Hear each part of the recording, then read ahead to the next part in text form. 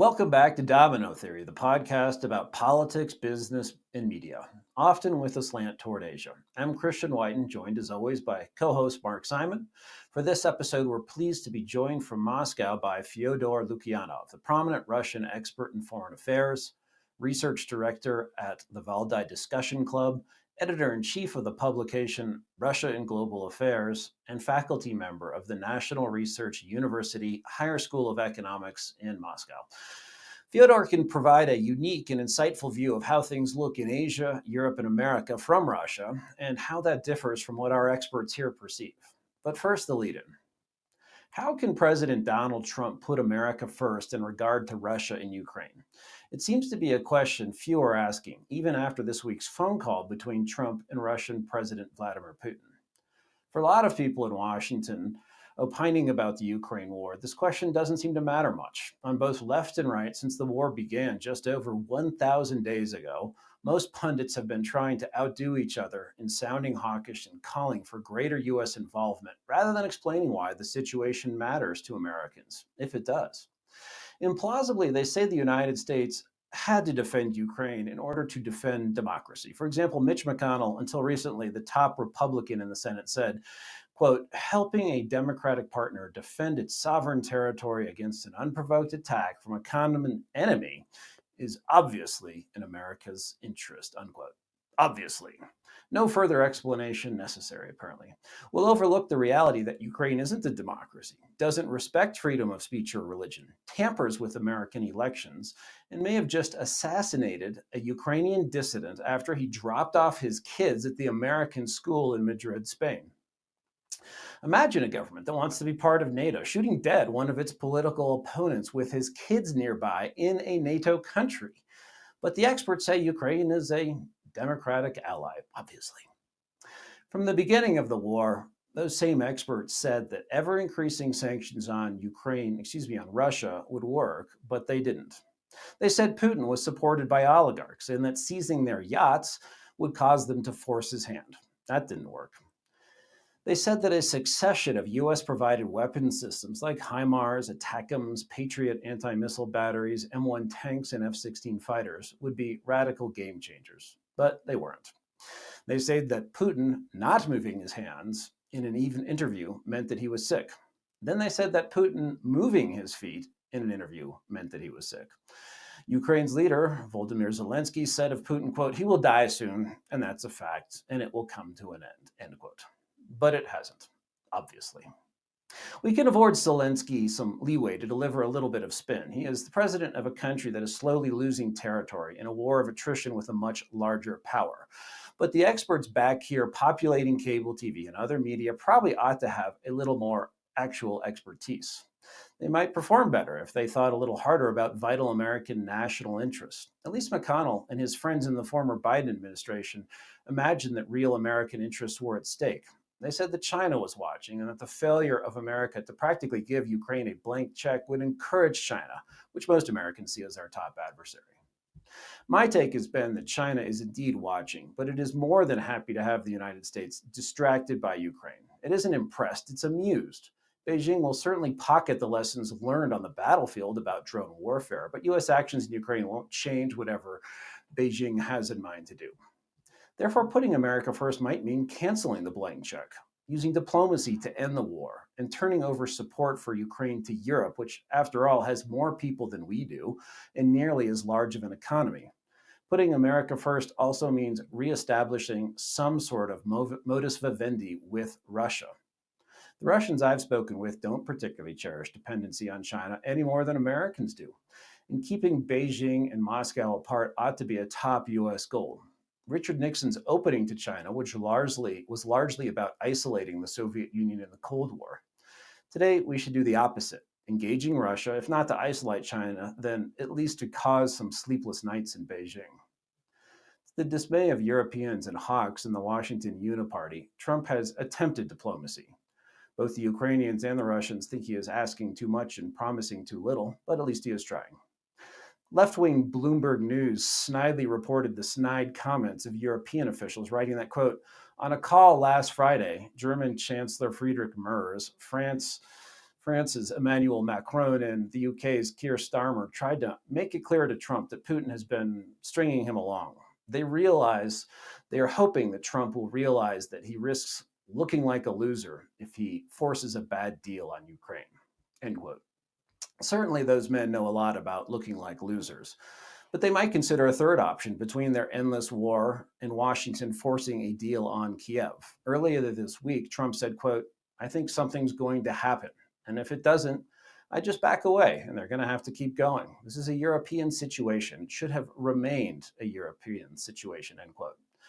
Trump famously vowed to end the Ukraine war before he even took office. He later said he was exaggerating, but ending the war was always going to be a tough job and will take more than a ceasefire and the right mixture of word salad.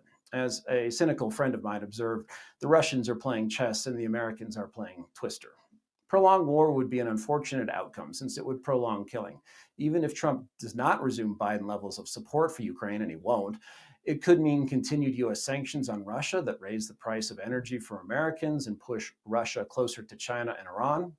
However, Trump's statement is a recognition of the reality that putting American interests first might mean U.S. statecraft should move on from its hyper-focus on Ukraine and the Biden era's de facto Europe-first foreign policy.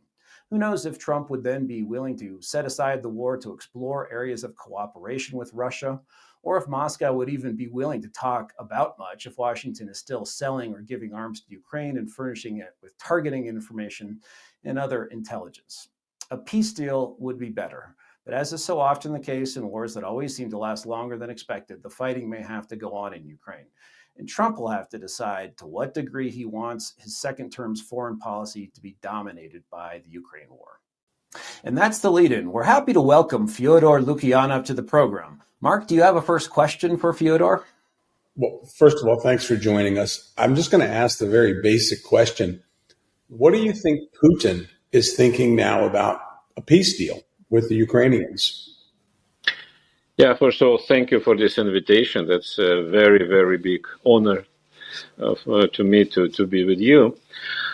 First of all, I don't know what Putin thinks, because Putin is a very special leader.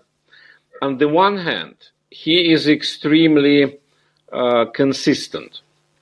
And whatever commentators in the West say, they used to say that Putin is chaotic, that he changes mind, that he lies, and that he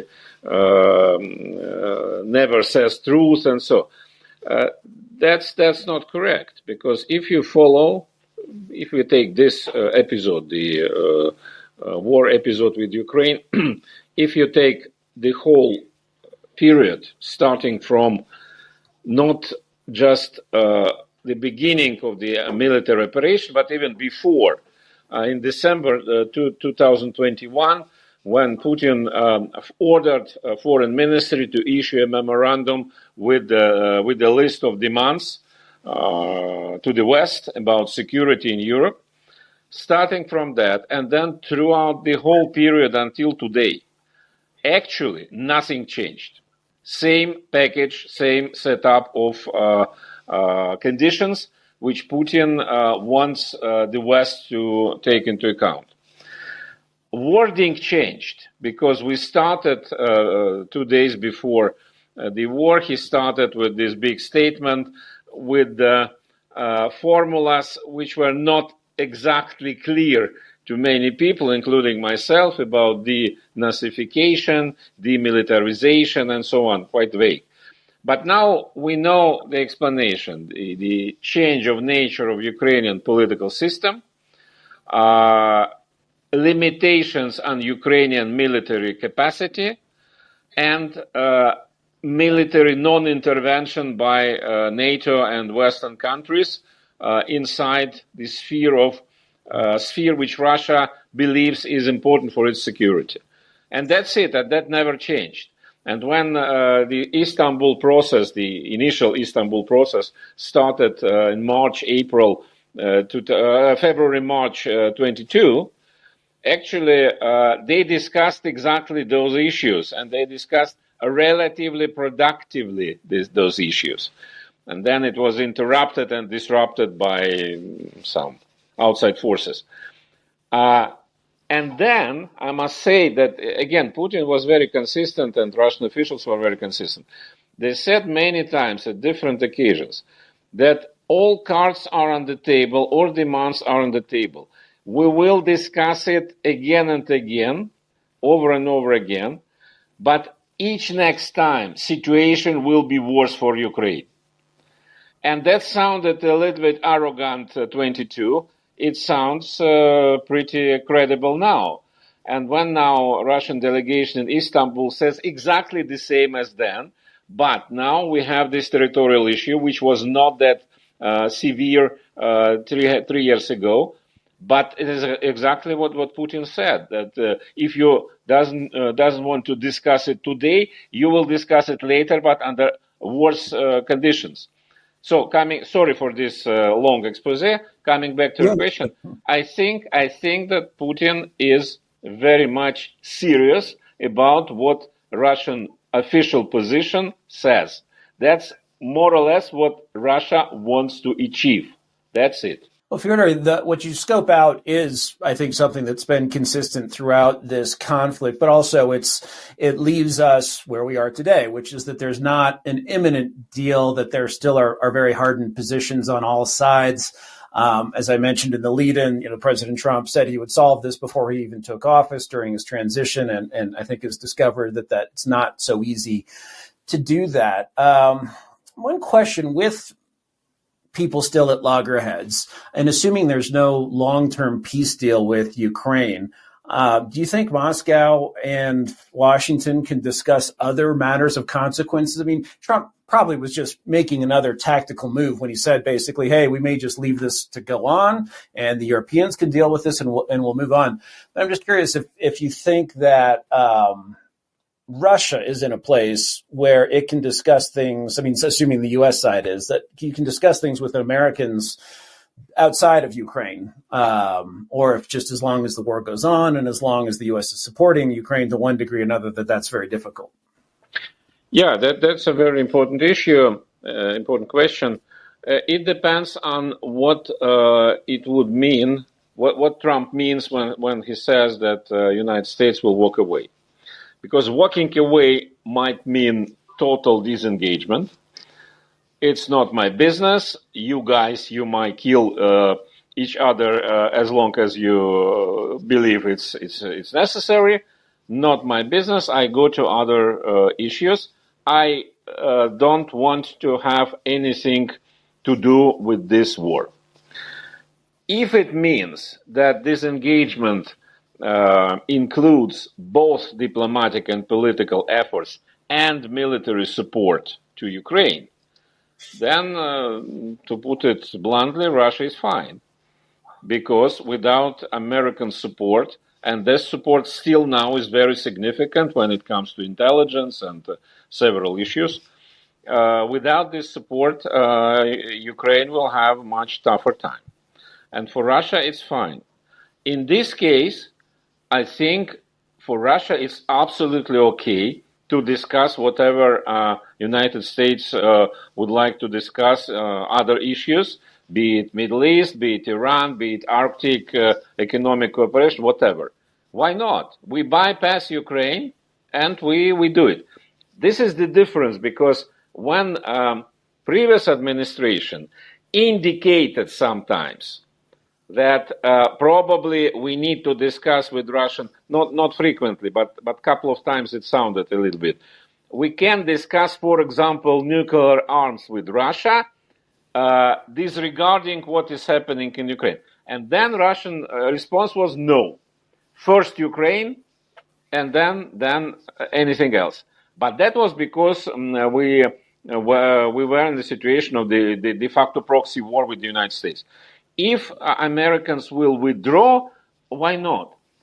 Other option, if Trump says, okay, politically and diplomatically I disengage, the military support would continue as it is.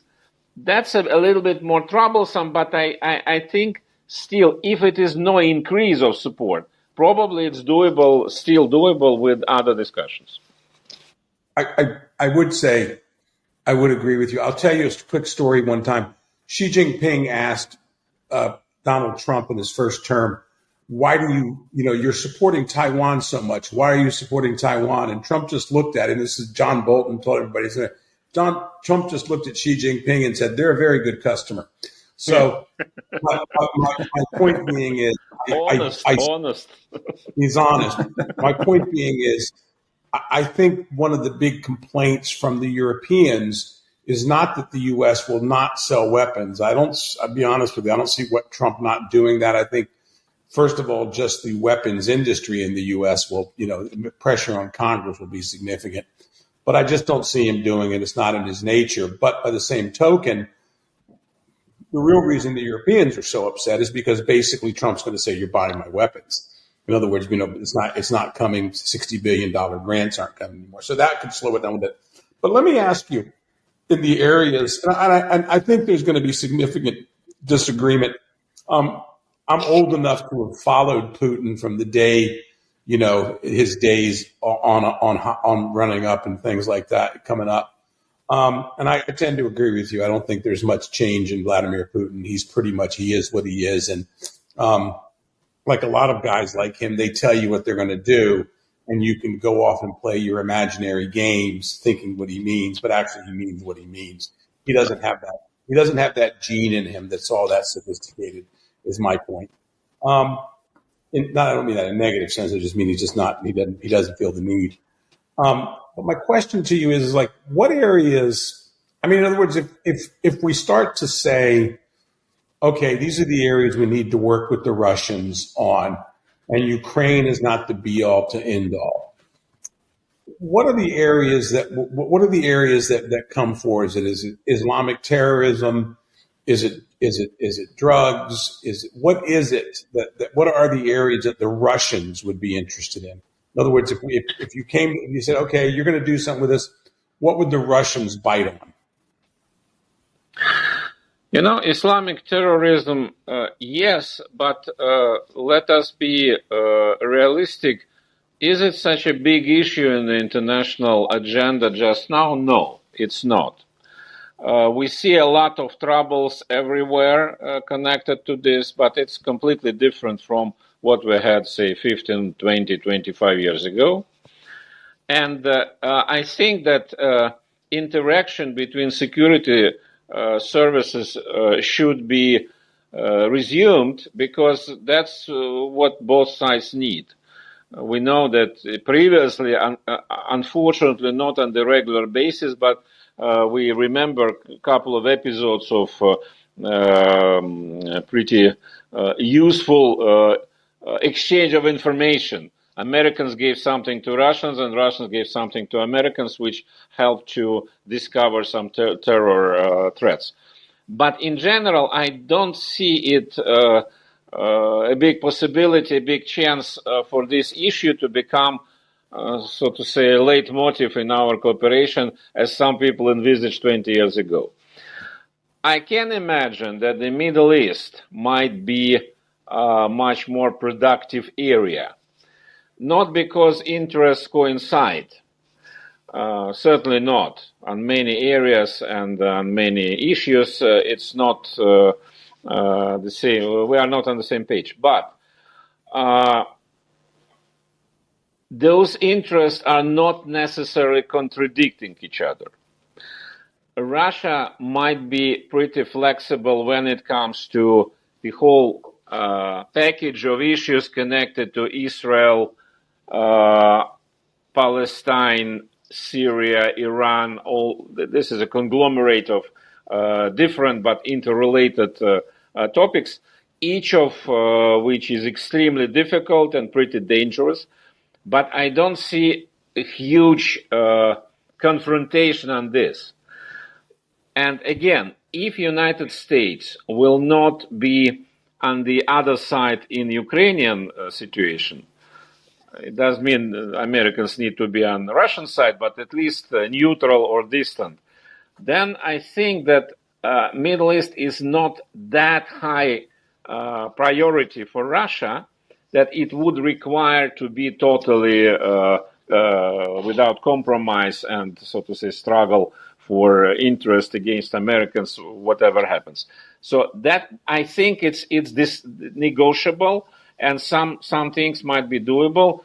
And we see that Trump, despite the rhetorics, which was very harsh at the beginning on Iran and many issues, but we see that in fact he is much more flexible, actually, be it on Syria, be it on Iran, even, and so on, and even with the Israeli issue, we see much more of flexibility than people expected. So again, I think that's an interesting area to work to discuss.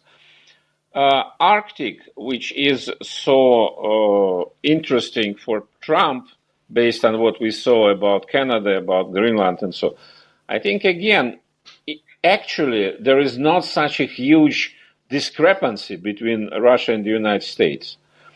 We, both countries are interested to explore Arctic possibilities, resources, to work to use it, not to have Arctic as an area for confrontation.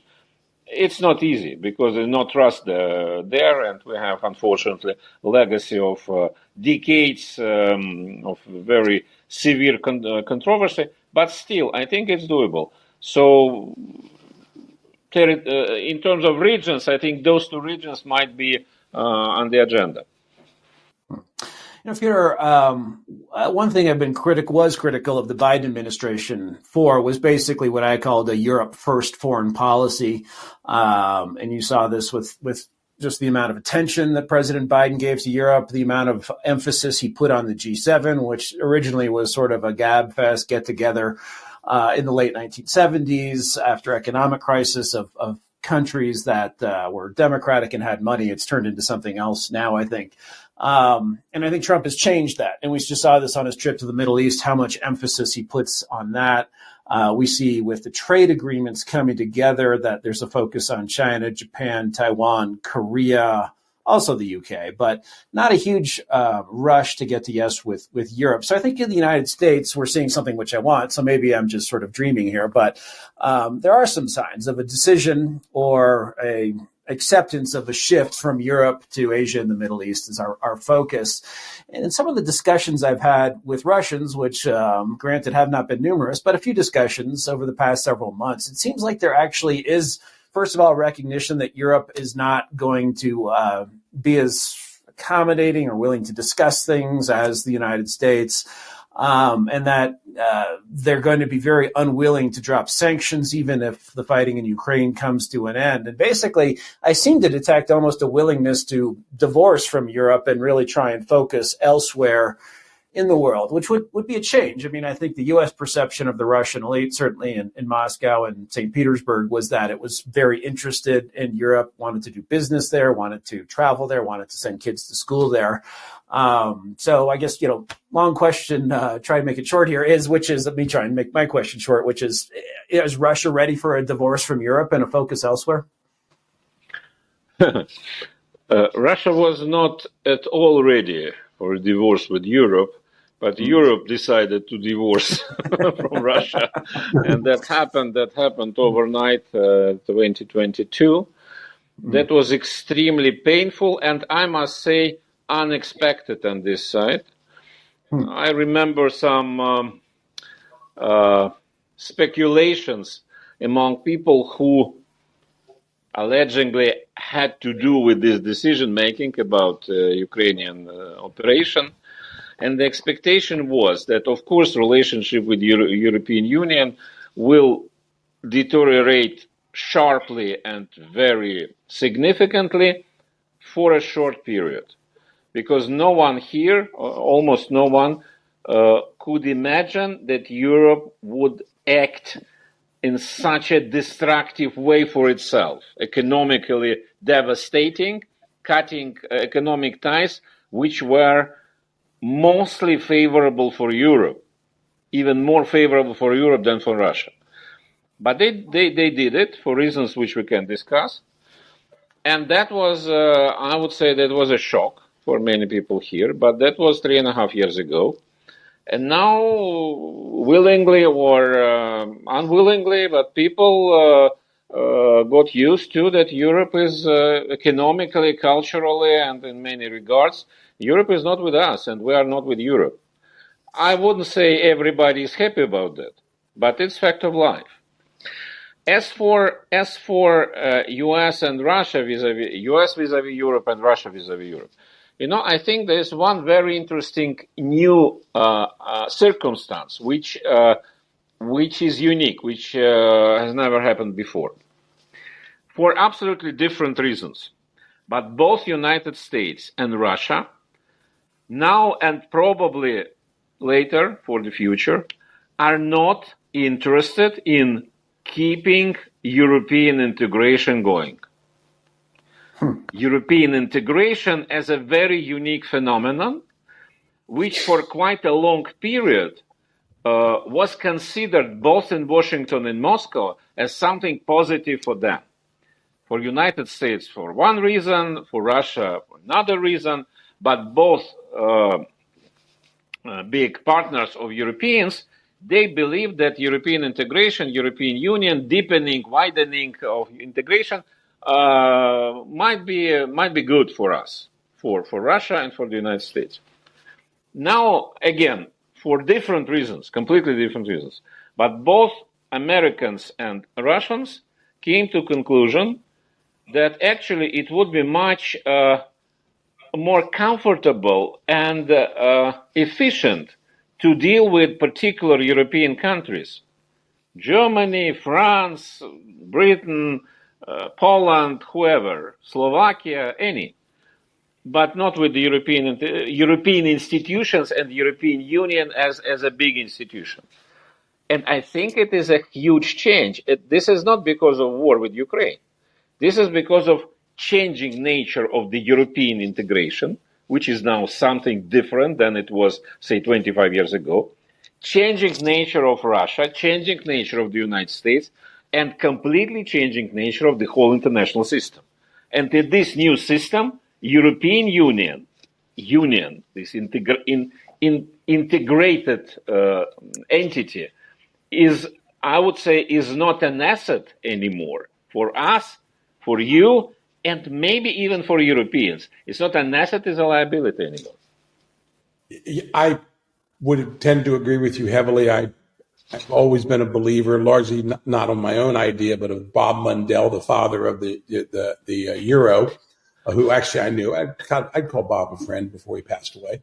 And he often said that, if Europe was ever confronted with really harsh circumstances and radical divisions, he said that could be the break. There's still very different peoples in different countries. But I'm not really on the same thing there, but I have a question for you, because it's very frustrating to me in the terms of the people who are pressing constantly for these principled stands. There's a new type of activist on the world stage.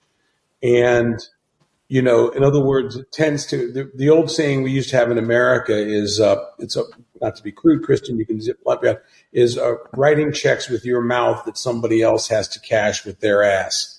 And what that means is basically, you're running your mouth and somebody else has to cash the check. I see tremendous death on this battlefield in Ukraine on both sides. I've talked to friends who've gone to Russia, and they are seeing basically young men in their 30s or late 20s who are walking around dismembered. That one guy is very involved with a charity trying to get, prosthetics for these individuals. And my point is that we have a different set in Europe, especially, of bureaucrats. And we have some politicians in the U.S. that seem to take principled stands with no, we can't let Putin win. We can't let the Russians win. We can't let this. We can't let that. And I don't sense that on the Ukrainian side on the ground. I mean, I think Zelensky's being pushed as hard to negotiate.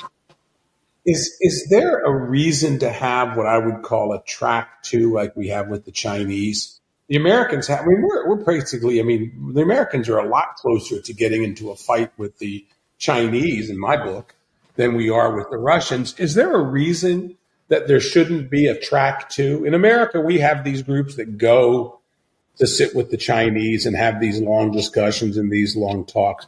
Is there not a reason for the Americans over here to start going to Russia, or Russians to start coming here in a little bit open manner? I know these groups do meet. I know people go to the Middle East and things like that. But in other words, more of a thing like we have with the U.S., where basically, we have former diplomats, we have a lot of different people that show up. They don't agree to agree, but they have these open conversations where things can be floated with the understanding that senior leaders back home will listen, at least take the briefing.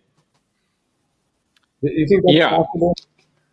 Yeah. First of all, I fully agree with you about the big tragedy which happens, because from the beginning, that was the very fact that we arrived to this was a huge tragic failure of everybody, including Russian Federation. So that's no doubt about that. The very fact that we came to the war with people like us, it's to large extent a civil war. At least a big element of what happens is a civil war, and we know, from American history, we know from Russian history, civil wars are the worst ones, the most cruel ones, and so. So in this regard, that's unfortunately, being a specialist in strategic affairs, I have to be, so to say, distant and to analyze it in a very, very cold way. But of course, this is what happens to my people, and that's of course extremely tragic. And yeah, mentioning Europe, it's even worse. If you listen to some politicians, especially in the Baltic states, but not only there, in Germany, in France, and in many countries, they say openly, we need this war to continue, because if it will stop, that would mean that Russians will prepare for war with Europe, and we will need to fight ourselves. Let Ukrainians fight as long as they can. Openly stating, what to say. About the second track, yeah, absolutely. There are some attempts to establish. The problem is that we had I was involved in a couple of attempts. As long as we had to do with people very respectable, very smart, but those who belong to this, how to say it, liberal establishment, it was okay, debrief each other, yes, but it was no discussion, no dialogue. It was the talking past each other, stating some slogans on our side and on their side, and that was it. What happened now with the arrival of President Trump, for the first time since very long period, not even during the war, but even before, we have Americans on the other side who are not bound by certain mantras which should be repeated. It does not mean that those Americans are pro-Russian. It does not mean that those Americans understand Russia well. But they are not, so to say, put in the road which has no other way. So there is just a linear movement. End of history. That's it. And because of that, the all previous attempts to establish something like a second track were not very, very efficient. I think now it's better, because we see on the American side people who are at least interested to understand why Russia is doing this. And look at Trump people, the Whitkoff and Rubio, and those who are involved directly in negotiations. Quite recently, so after several weeks of discussions and negotiations, both Rubio and Whitkoff said, now we understand what Russia means. First now. it does not mean that they will accept but they actually understood, and that's why they stopped saying that this conflict can be solved easily. Well, your problem was the last White House we had, the cleaning lady was running things because whoever brought Joe his ice cream at the end of the night was the last one he listened to. That's my understanding here. Christian, let me ask you a question. On the U.S. side, I mean, I had some experience with this with Saudi Arabia after the killing of Khashoggi, which was awful. And it was, I always believed it was an accident. In other words, not an accident. I believed it was manslaughter. In other words, I think he went in there. I think if they really wanted to kill him, they shoot you in the back of the head as you're letting your children out of the car, as we just saw in Spain with the Ukrainians. But my point with Khashoggi is that, and essentially we almost destroyed a relationship with somebody who really wanted to be an ally. And like I said, I mean, all right, these things happen. It's a huge mistake. It's evil. The people who did it need to be punished. But how far up the chain are you going to go? My question is, do you think we can find reasonable people on the U.S. side who would participate in this? I actually believe the Russians would probably send people. I think the room would be very contentious, and I think it would be a lot of arguing going on.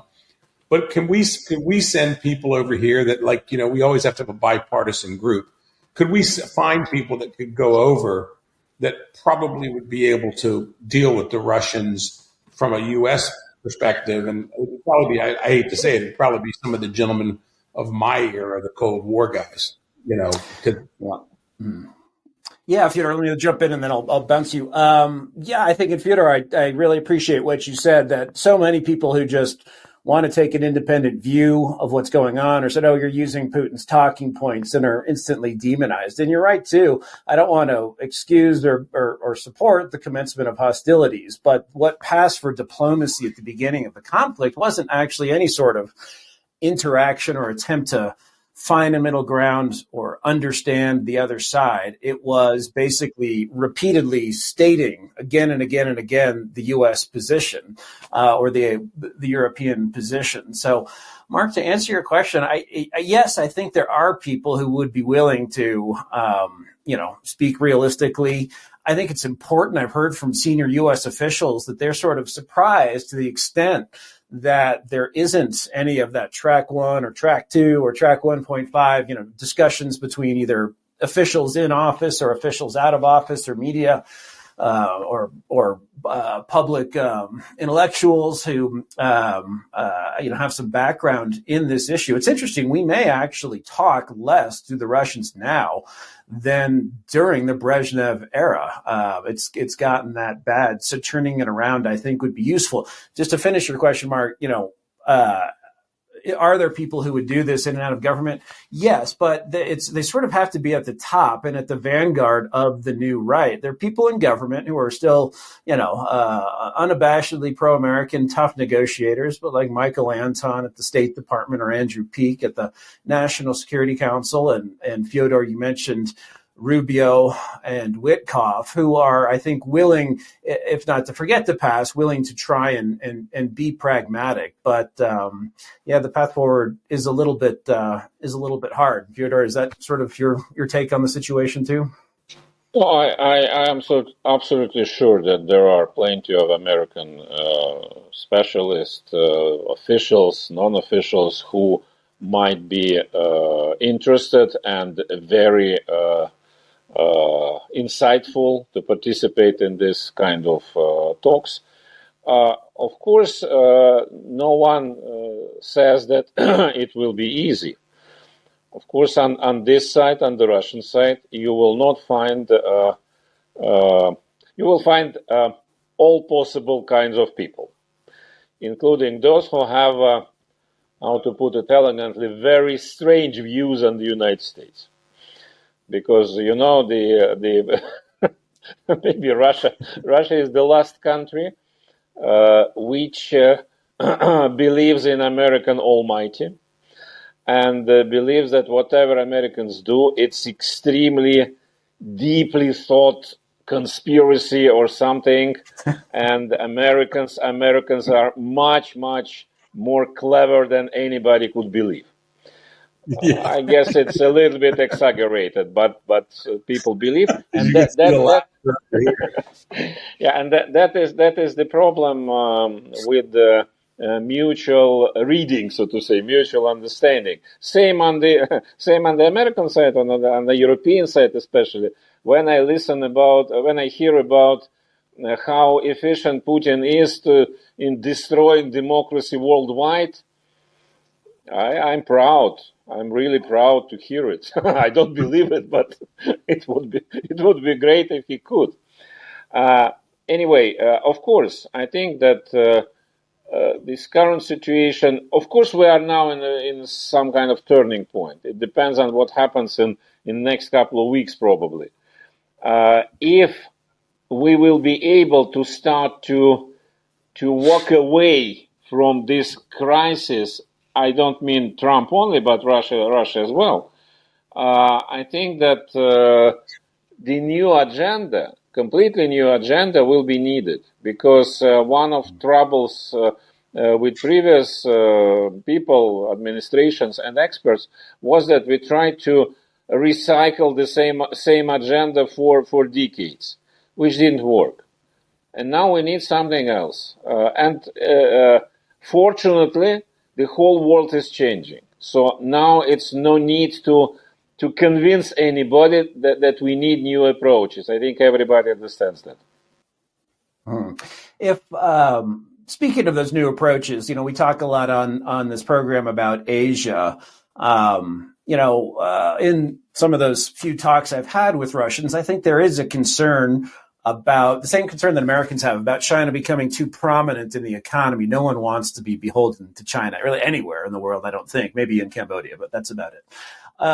There's a lot of talk in the U.S., though, about, it's funny, on the one hand, they say we have to continue this war because Beijing is watching. But on the other hand, there is some recognition now that the war may have brought Moscow closer to China. A little bit to Iran. That's a little harder to argue, I guess, with some of the materiel coming in. Pyongyang, as someone who worked on North Korea at the State Department, this isn't actually a surprise to me. I mean, people who remember history actually remember that North Korea is more of a product of the Soviet Union than it is of China. I think it's unfortunate that the North Koreans appear to be learning a lot about hybrid warfare, drone warfare, which is not a great thing, I don't think. But just, from the prism of Asia, I guess, do you think, is Russia moving closer to China and other Asian powers out of necessity? And is there some discomfort with that among average Russians? Yeah, that's a very important issue. Two aspects of that. Necessity, yes, of course. Yes, of course. After what happened in February, March 22, when the whole relationship with the West has collapsed completely, has been decomposed to the 0 point, 0 level, Russia had no choice but to turn to those who could help to sustain, to survive, actually. And in this regard, China was absolutely crucial for Russian economy to keep going. No doubt about that. More than that, the very fact that U.S. pressure and the West's pressure on the rest of the world to join anti-Russian coalition, sanction coalition, has been rejected by all except formal allies of the United States, those who are formally obliged to follow the American line, they joined. All the rest refused, including Israel, for example. Israel never introduced sanctions against Russia, and so on. That encouraged Russia, and that showed that the world is really changing, and the United States is not that almighty as we thought. And that created this quest for new partners for reasons which are very, very practical. We had to replace many things which came from the West, trying to replace it with something else, from China, from India, from whatever, from Turkey. And that was out of necessity, but at the same time, having said that, of course, much bigger perspective shows us that a Russian Western centrism, which was utterly obvious after the Cold War, basically the whole energy went towards the West, Europe and United States. United States politically and strategically, Europe economically. That was actually against trends which started to emerge on the international scene in the 21st century. Because this reconfiguration with rising Asia,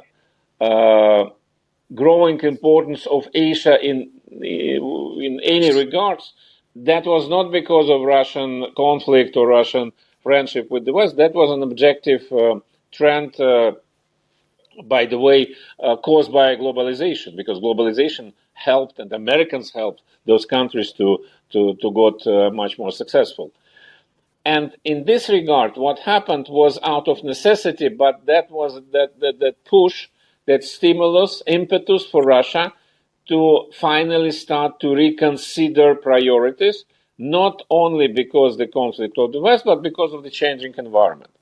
So now we have this situation that, of course, many people here understand that excessive dependence on China, economic dependence on China, is not okay.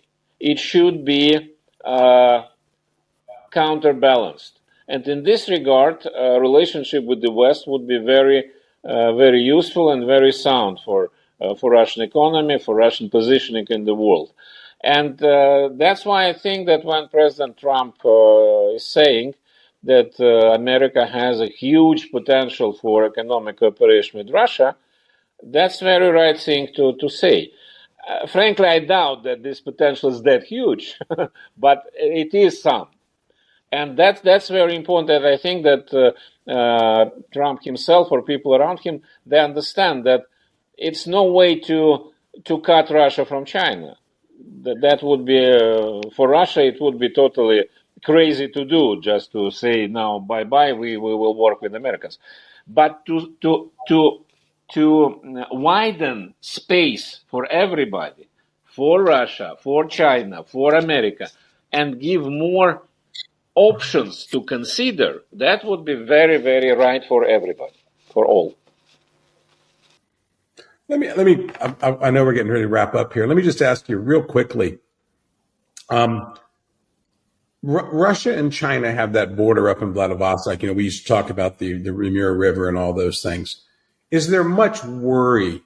There's a lot of Chinese that have flooded across the border. You come to some border towns now, Chinese are 25, 30% of the population, if not more. Is there a security concern? I know this seems like a very micro question. Are there security concerns about China in the West, or the Russians figure we can just handle that if it ever comes up? I mean, in other words, as they come in, are there security concerns? The Chinese are a little bit too powerful. In other words, there used to be that used to be part of the U.S. equation, actually, that the Chinese and the Russians had like tensions on those borders. What do you think of that? Not now, at least. Now there is not on the agenda. There are not so many Chinese who come. That's one of stereotypes which we have in our country, and partially it has been projected, extrapolated to the West, that Chinese will come to sparsely populated areas of Russia and first occupy by living and then occupy by something else. It doesn't happen. Chinese, to live in Siberia, that's not the best option for anybody. And paradoxically, Chinese don't like to live there either. Of course, there are other areas alongside the border, you're right. But still, it's not at all the problem which many people expected. It might happen, but that would need actually, in case that area of Russian Federation will start to really develop, economically develop, then Chinese will come. Now, unfortunately, it's not the case. So it's like a vicious circle. We need Chinese. We need much, but we need also Chinese money and people to come to develop those areas. But without developed areas, they don't come. And so it's a big problem, but it's entirely internal Russian problem how to develop the Far East and Siberia. As for the political influence, no, so far absolutely no sign of that. There are some concerns about, and now we have just these days we have a discussion here how to limit presence of Chinese cars in Russia, because after all Western producers went, Chinese came. And now we have in Moscow, I would say maybe 70% of cars are Chinese. In 3 years, it came to this level. So now is discussion about how we can limit this, and partially Russian producers, car producers, they are not happy. But it's not political. It's simply market share. Great. All right. Well, that's about all the time we have. I'd like to thank Fyodor Lukyanov, a prominent scholar from Russia, for his time today. And thanks also to my co-host, Mark Simon. As always, we'll be back soon with another edition of Domino Theory. Thanks for watching.